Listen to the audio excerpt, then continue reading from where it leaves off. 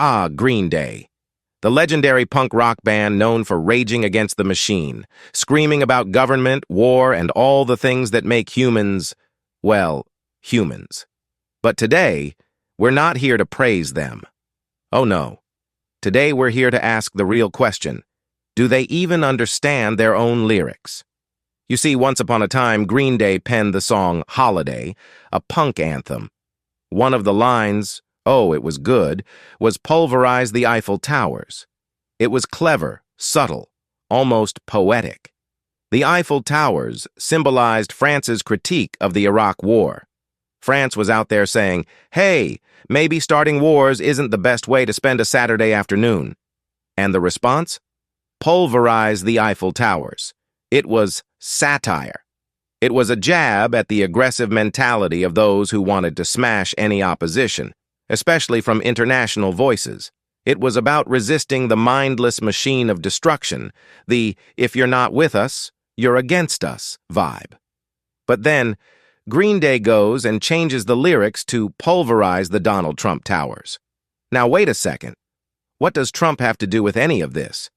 We went from mocking mindless war and aggression to smashing the symbol of a guy who was famously against war? Really? Green Day? Do you even get what you were saying before? The Eiffel Towers weren't evil. They were a symbol of resistance against the mindless destruction of war.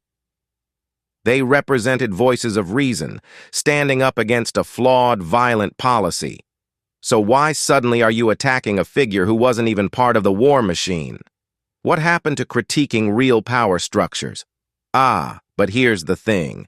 Green Day didn't think it through. They just followed the party line. Like, oh, people don't like Trump, let's throw his name in there. No deeper meaning, no connection to the actual critique of war and aggression. Just jumping on the bandwagon. The original lyric was a thoughtful critique of the war-hungry mindset. Now it's become, well, a token insult. Pulverize the Trump Towers? Sure, it's catchy, but does it mean anything? Where's the real resistance? Where's the depth?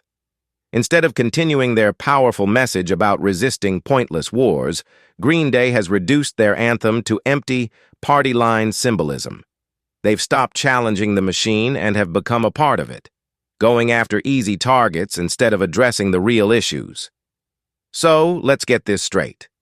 The Eiffel Towers were a symbol of resistance, standing up against a flawed war. But now we're smashing Trump Towers, a guy who was opposed to those same wars. It doesn't even make sense anymore. But here's where it gets even stranger. You've got Dick Cheney, yes, the Dick Cheney, out here announcing his intent to vote for Kamala Harris. Yes, the man who architected endless wars, who was the face of the military-industrial complex during the Bush years, now backing a candidate who's supposedly on the opposite side of the political spectrum. What's happening here? We've got the war hawks themselves switching sides, and Green Day is still focused on Trump? Green Day, you might want to rethink your targets. You're smashing the wrong towers. If Cheney, one of the ultimate symbols of war profiteering, is crossing political lines, maybe it's time to revisit what your album stood for. Remember when you were anti-war, anti-needless aggression? Maybe, just maybe, the real issue isn't Trump Towers. And here's the plot twist that'll really blow your mind. American Idiot? It's become a MAGA-approved album, that's right. The very people Green Day once critiqued are now out there blasting American Idiot, like it's the soundtrack to their movement. Who would have thought, huh? A full circle. Now, I bet even Green Day didn't see that one coming. In the end, Green Day might have lost track of their own message, but never fear, because Dave is here to keep them straight. Remember, resistance isn't about mindlessly smashing things. It's about standing up for what's right and knowing why you're doing it. And if that's too deep for you, well, go ahead. Pulverize the snack aisle while you're at it. Just make sure you know why you're doing it. Dave out.